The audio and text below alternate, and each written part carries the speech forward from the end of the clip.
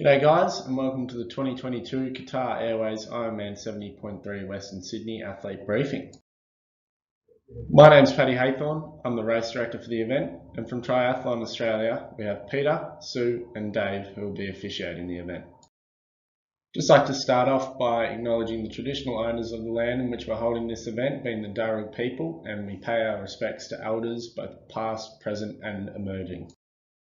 In today's athlete briefing, I'll be running over the athlete information guide, the event schedule, venue and check-in processes, athlete items and what you'll receive for race morning.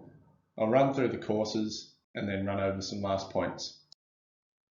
The 2022 athlete information guide is a go-to place for everything up to date about the event and about the courses and your race day experience. It's available on the website, through the app, and it has been emailed to you. On Friday the 23rd of September, we'll be open for pre-booked athlete check-in at the Australian National Maritime Museum in the Sydney CBD. This will be open from 11 AM through till 7 PM. Pre-booked bike transfers will also be available for drop-off from 11 AM till 7 PM at the Maritime Museum too. On Saturday the 24th, we have at 8:15 an Iron Kids duathlon race start at the Sydney International Regatta Centre. After that, the event information and village and the official Ironman merchandise store will be open at the Regatta Centre from 9 o'clock through till 4 o'clock. And then pre-booked athlete check-in on Saturday will be open from 10 AM at the Regatta Centre too. Continuing the day on Saturday, at 10:30 AM, we'll have pre-booked bike racking available in transition through till 4:30 PM. At 11 AM, we'll have a practice swim. That will go until 12:30 PM, and that's just off the start pontoon.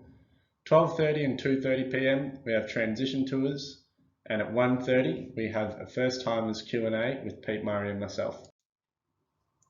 Rolling into Sunday, the race day, we'll kick things off at 3:30 AM at the Australian National Maritime Museum, where we'll have a pre-booked shuttle bus departing.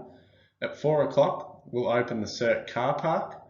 4:30, we'll open transition. That'll be open through till 6 AM. At 6 AM, we'll be doing a hard close of transition, and at 6:20, we'll finally kick off the race. From 12:15 onwards through to 3:45, bike collection will be available post-race. We're expecting our last finisher at about 3 PM, and we'll be rolling into roll down and awards at 3:30 PM up at the Cirque restaurant. And also on Sunday at 2 o'clock and 4:30, we have some pre-booked shuttle buses departing Cirque. So this is just an overview of the event venue and village at the Sydney International Regatta Centre. So within the venue, we'll have athlete check-in over here, the partner expo village over here, and then merchandise, information, volunteers, finish line down along the water bank there, recovery just through here. Tri-Club Village is just behind my head here up on this hill. So this is just an overview of your race kit. This will be what you receive when you either check in on Friday or Saturday, and it'll be what you need to bring with you on Sunday for race day. Please make sure you do have everything with you, because otherwise you won't be able to race. So what it includes is your wristband, your tattoo, your race bib, your bike seat post number, your helmet sticker, your bag stickers, your bike pump stickers, your swimming cap, and your street gear bag, which you'll be able to store in the street gear area. This is just an overview of transition and bike check-in. So bike check-in will be available both at Cirque and at the Maritime Museum if you have pre-booked. Compulsory bike check-in must be done on Saturday at your pre-booked time between 10:30 and 4:30. Please make sure that you do have your sticker on your seat post and your athlete wristband, and please make sure you bring your helmet home on Saturday afternoon and bring it with you on race morning, ready for inspection by technical officials. So timing chips, for those who have and haven't used it, they're distributed at transition during bike check-in on Saturday.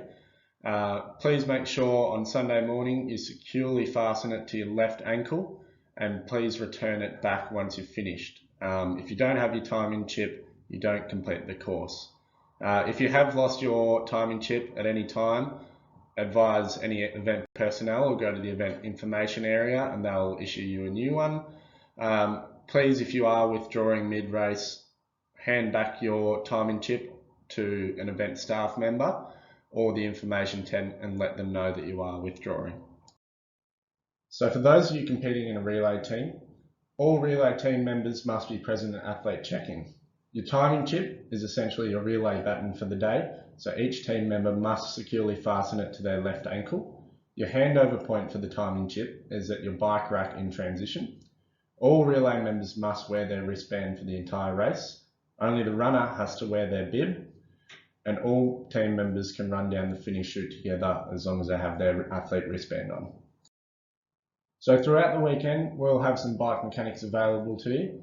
On Saturday, a bike check-in in transition, and on Sunday morning before the race, they will be available. Out on the course, there'll be 2 roaming on motorbikes that will be able to fix any issues you have, and we also have some techs for emergency repairs. So on race morning, before the race, transition is open from 4:30 AM. Please make sure you have your helmet with you to get into transition so the Triathlon Australia officials can check. Make sure you have your wristband, your tattoo, your timing chip. Bring your street gear bag and bike pump if you need, and you can bring along any shoes or nutrition or hydration you want. So given this is the first time we're running this event in September, there's a good chance that the water might be a bit chillier than we're used to in running it in November. We're expecting the water to sit around 19 degrees, so I'd recommend packing your wetsuit because there's a chance that it could be a wetsuit mandatory swim, but it's a good idea anyway to keep warm. Race morning, there will be an official wetsuit decision that will be announced throughout the speakers in transition. So on race morning, once you're finished in transition, you'll be able to head down to the swim start. On your way there's some toilets here on the Western Hill. These will be your most accessible ones for the day. There's plenty there. If you have street gear or a bike pump, you can come drop it in your street gear area down here. Once you've done that, head down to the swim marshalling area just along the water's bank here, and you can jump into your self-seating zones, being Zone 1 under 33 minutes, Zone 2 between 33 and 37 minutes, Zone 3 37 and 41 minutes, and Zone 4 over 41 minutes. So once your zone is called in, you'll come down onto the water's edge here, down and onto the pontoon and jump in for a dive start. So just before we jump into a deep dive on the courses, I just want to note that the 2022 rules and regulations are the responsibility of the athletes. They will be being enforced by Triathlon Australia officials, and it's also the responsibility of athletes to know and follow the course. It will be marked, but it is your responsibility. So the Roker swim course, it's a 1 lap, 1.9 kilometre swim within the Sydney International Regatta Centre Lake. What we do is a rolling dive start from the pontoon. All age group athletes will be kicking off from 6:20 AM and you'll be lining up in your zones that I mentioned a few slides ago. Your turning buoys are your pink buoys. You'll see there's 5 of them along the course, and then the orange buoys are used for line of sight. They're all right turn buoys, and you'll exit transition on the northern side of the Cirque Island and run up and into transition. Please just be careful of any underwater debris or uneven surfaces as you come out of the water. It is a lake, it's slippery when you get out of the water, just be careful. So safety within the swim, obviously we always want to run a really safe and fun event for all of you. So please, if you are in the water and you do require assistance, stop and raise your arm. We have plenty of surf lifesaving attendants from Surf New South Wales. They'll be able to help you out. If the swim does happen to get cancelled, which is quite unlikely, it will be communicated over PA in transition on race morning. We will have a contingency set up for you. If you do decide to withdraw from the race, again, please make yourself known to someone from the Ironman team and let them know that you are withdrawing from the race. So T1 for swim to bike, you'll follow this green line, which is your swim. This is your swim exit point here. You follow it down into transition here, run along into your specific row, run down to your bike, for example, grab your bike here, run across, up and out onto the bike entry exit, and the mount line will be about here. Please do familiarise yourself with transition during bike check-in on Saturday. It just makes your race day much more seamless. So rolling into our bike course, it's a scenic 2-lap course totaling in about 90 kilometres. Obviously we have the whole road closed along the whole stretch of the bike course, which is great. Every 15 kilometres will be marked with a little sign. As I mentioned already, there's 2 roaming bike mechanics. They'll have spare tubes. They should be able to fix issues that you have. We'll have a SAG vehicle roaming the course that will be able to pick you up if you're wanting to withdraw from the race. There's 2 aid stations totaling for 4 hits. First aid station is up here on the northern end of the course, which you hit at 17 and 60 kilometres thereabouts. And the second aid station is on the southern end of the course, which you hit on your way back to Cirque, which is at about 38.5 and 81.5 k's. We have a penalty box on your way back into Cirque and on your way for your second lap turn. Please make sure, if you have been called into the penalty box, to slow down. Please do take caution on the road. As you may know, there's been fairly significant flood damage throughout the area over the past year and a half. Penrith and Hawkesbury councils are both working as hard as they can to get as much as they can fixed, but please do just keep an eye out for any bumps or niggles in the road, because they're bound to be there. Please also be considerate of any physically challenged athletes on a hand cycle. So as I mentioned, there's 2 bike course aid stations totaling for 4 hits. What we'll be offering at the bike course aid stations will be water and Gatorade, both in bidons, Morton gels and high 5 bars, a toilet, and obviously a littering zone. Please be mindful going through bike course aid stations. Use caution, hop off your TT bars, stick to the right if you're not taking anything, respect the volunteers, slow down if you are taking anything, and please make sure you're not littering. It's a beautiful area. We do enforce littering penalties if you are caught. So as I mentioned earlier, we are running on the 2022 rules and regulations here. So that means this is a non-drafting race. Please make sure you're keeping at least 12 metres between yourself and the bike in front of you. And please make sure that once you have passed someone, you are not staying in the passing lane, because that can result in a blocking penalty. All these rules and regulations are available on the Triathlon Australia website. They've got some good education resources, which makes it easier to understand. As I showed you before, we do have a penalty box tent on the bike course. If you are shown a penalty card, please make sure you do follow that. TA officials will be showing them on motorbikes.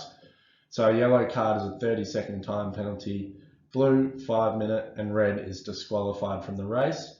As I said, the penalty box is just on your way back into Cirque or your second lap point at 43.6 and 87.4 kilometres. It will be clearly signed, you won't miss it, but please make sure if you are shown a penalty that you do stop. So T2, bike to run, it will be just an opposite flow of what you did to go from swim to bike. So you'll come in here, hit the dismount line, jump off your bike, run down to your specific row, drop your bike at your rack, put your running wheels on, run out, run exit here, and down onto the course. So jumping into the Hoka run course, we've got a 3-lap course totaling in 21.1 kilometres, running anti-clockwise, so make sure you're keeping to the right at all times. There's 4 aid stations on the course that you'll hit a total of 10 times. They're spaced about every 2 kilometres, but also every 2 kilometres on the course will be marked. On your 3rd lap, please make sure you go through the turnaround point and head down straight to the finish, where you'll hit R4 on the way through for some last hydration and food if you need it, and on your way through. Again, please be considerate of any physically challenged athletes in wheelchairs on the course. So the Hoka run course has 4 aid stations. They're all spaced about 2 kilometres apart. At each aid station we'll be offering water, cola, Gatorade, some fruit, some high 5 bars, Morton gels, and at R1 we'll be offering Red Bull. Again, there'll be toilets at each aid station. There's a litter zone. Please make sure you don't litter outside of this area, and please be respectful and say thanks to the volunteers on your way through. So as I said, after completing your third lap, head to the final turnaround point and follow it all the way through, and you'll make your way back down and straight through the finish line where you'll receive your towel and medal, and then you'll head straight through finish and up into the recovery area. So once you make your way through the finish line, volunteers will meet you and briefly assess you for medical assistance if they're required. You'll be presented with a towel and a medal, and you'll be taken to an area to take off your timing chip. Then go through to the recovery area where we'll offer some fruit and some food and some drink and some Red Bull. And once you're on your way out of recovery, you'll be able to go and pick up your street gear bag too. So just on the finish line area is an athlete only area. So that means no family members or children are allowed in the finish chute. If you do that, it will result in a disqualification and no race time. As I mentioned earlier, relay team members are allowed to join the runner in the final stretch of the finish chute. They just must be wearing their athlete wristband, and they can meet at the start of the finish chute there. So both cumulative and intermediate cutoff times for the swim, bike and run are based on an individual start time. So the below cutoff times here are locations and athletes' maximum cumulative race time allowed past that location. Should you not be able to reach one of these cutoff points or times, you will no longer be able to continue racing and you will be classed as a DNF. There's more info on these cutoff points in your AIG, but overall, swim is 1 hour and 10, swim and bike is 5 hours, swim, bike and run is 8 hours. So we have a great team of medical professionals in the venue and out on the course helping us out throughout the day. But always priority number one will be to look after yourself, and then number two is look out for those around you. If you need help or someone else needs help, let someone know and we'll be able to get medical there as soon as possible. Volunteers, we have about 350 volunteers coming from the local community to help support with the race. They'll all be wearing red coloured shirts. Please make sure you do thank volunteers on your way past whenever you see them around, because without them this race would not be able to happen. They're just such an integral part. So please make sure you're always kind and respectful and do say thanks on your way through.